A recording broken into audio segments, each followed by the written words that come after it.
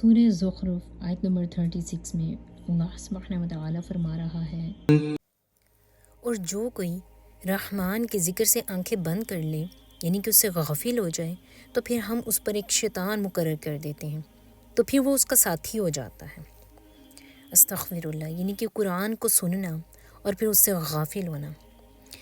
تو حضرت معاذ بن جبل رضی اللہ عنہ فرماتے ہیں کہ ان قریب یہ قرآن کچھ لوگوں کے دلوں میں ایسا ہو جائے گا جیسے کہ وہ سیدھا کپڑا ہوتا ہے، اور وہ قرآن کو پڑھیں گے تو صحیح مگر اس میں کوئی لطف نہیں پا سکیں گے، ان کو مزہ نہیں آئے گا۔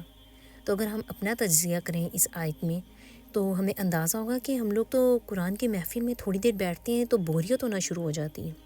وہ کیوں ہونا شروع ہو جاتی ہے؟ ہم فزیکلی تو وہاں پر موجود ہوتے ہیں، ہم سن بھی رہے ہوتے ہیں، لیکن ایسا ہمارے دلوں کی غفلت کی وجہ سے ہوتا ہے۔ دیکھیں، جب ہم کسی سے محبت کرتے ہیں نا تو ہم اس کے ساتھ تعلقات کو مضبوط کرنے کی کوشش کرتے ہیں، تعلقات بڑھانے کی کوشش کرتے ہیں۔ کیسے؟ کبھی کبھار ہم کوشش کرتے ہیں کہ ہم اس کے لیے ایک اچھے لسنر بن جائیں، اور کبھی ہم اس کو اپنی سناتے ہیں، کبھی اس کی ہم سنتے ہیں۔ تو اگر اللہ سبحانہ و تعالیٰ کے ساتھ بھی اپنے تعلقات کو بہتر بنانا ہے تو اس کے کلام کو احسن طریقے سے سننے والوں میں شامل ہونا ہے۔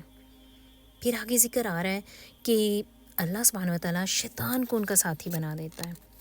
استغفر اللہ۔ سورہ کہف آیت نمبر 50 میں اللہ سبحانہ و تعالیٰ ان لوگوں کے بارے میں یہ ارشاد فرما رہے ہیں جو شیطان کو اپنا دوست بنا لیتے ہیں کہ بئس للظالمین بدلا، کہ کتنا ہی برا بدلہ ہے یہ ظالموں کا جو شیطان کو اپنا دوست بنا لیتے ہیں۔ سورہ البقرہ آیت نمبر 21 میں اللہ سبحانہ و تعالیٰ فرما رہا ہے کہ وَيَأْمُرُكُمْ بِالْفَحْشَاءِ، شیطان کے بارے میں فرمایا جا رہا ہے کہ وہ تو تمہیں بے حیائی کا حکم دیتا ہے، اور ہم اسی کے پیچھے لگے ہوئے ہیں۔ تو یاد رکھیے گا کہ شیطان کی کوششیں بھی نہ صرف اللہ والوں کے لیے ہوتی ہیں، وہ لوگ جو پہلے سے ہی اس کتاب سے دور ہیں۔